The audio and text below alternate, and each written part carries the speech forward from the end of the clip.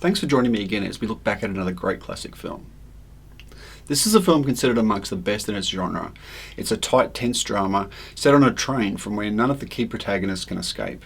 Beautifully shot in claustrophobic black and white, and featuring a largely no-name cast which adds to the attraction. It is The Narrow Margin from 1952. RKO acquired the rights to a story by Martin Goldsmith and Jack Leonard titled Target, on which this film was based, and they used Target as the original working title.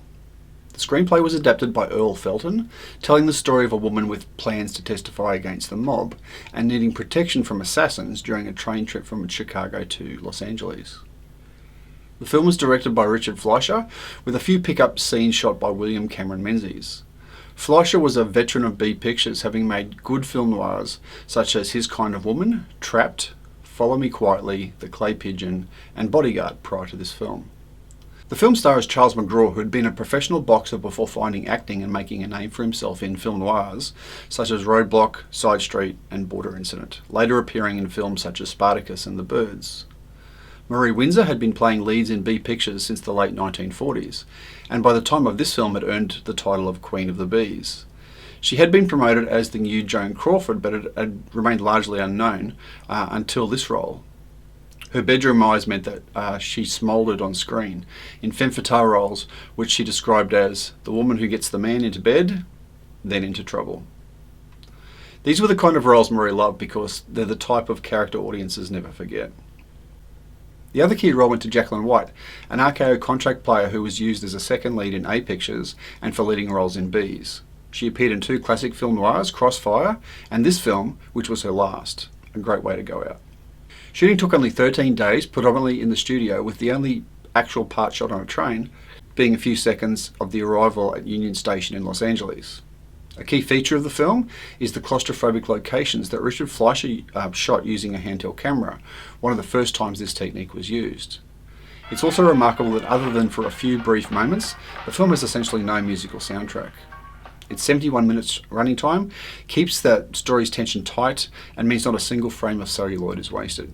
While the film was completed in 1950, it was not released until 1952. RKO Pictures owner Howard Hughes loved the finished film but wanted to remove all the scenes with Charles McGraw and Marie Windsor and replace them with Robert Mitchum and Jane Russell.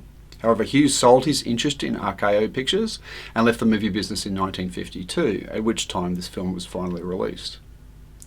Reviewers praised the picture's tautness and imaginative camera angles. Film Historians considered it one of the best pictures ever produced at RKO, amongst the best film noirs, and believe the hard-boiled dialogue between Charles McGraw and Marie Windsor is amongst the best in the genre. At the time of its release, New York Times critic Howard Thompson called it a model of electric tension, crisply performed with tingling economy that should glue anyone to the edge of his seat. It was nominated for an Oscar for Best Writing in 1953, losing out to Cecil B. DeMille's The Greatest Show on Earth. The Narrow Margin was one of RKO's most successful B movies, turning a huge profit on a budget of around $200,000. More recently, our film critic Dennis Schwartz has described the film as a breathtakingly suspenseful, low-budget crime thriller that is flawlessly directed. The fast-paced, pulpish taut story is filled with tense incidents and a well-executed twist. It was remade as Narrow Margin with Anne Archer and Gene Hackman in 1990, but the original is a far superior film. So lots of good reasons to watch this film. Despite its economical running time, it packs in a lot of action, thrills and tension. While Charles McGraw is fantastic as the hard-boiled cop, it's Marie Windsor's femme fatale which really steals the picture. The innovative shooting angles and the fabulous black and white cinematography are captivating, and if you like film noirs, you'll absolutely love this particular film.